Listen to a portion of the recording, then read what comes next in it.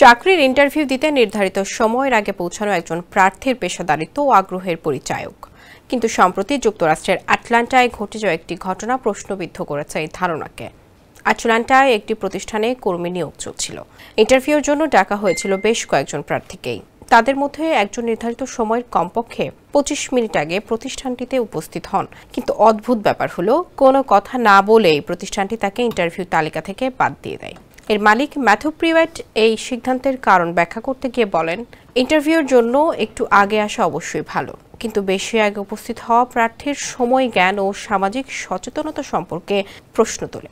এটি অন্যান্য প্রার্থীদের বিরক্তির কারণ হতে পারে বা অফিস পরিবেশে অপ্রয়োজনীয় চাপ সৃষ্টি করতে পারে।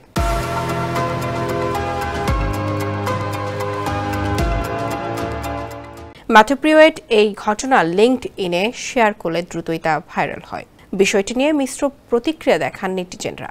অনেকেই এই সিদ্ধান্তের বিরোধিতা করেছেন, যদিও কেউ কেউ প্রতিষ্ঠানটির দৃষ্টিভঙ্গিকে যুগোপযোগী ও বাস্তবভিত্তিক বলে প্রশংসাও করেন।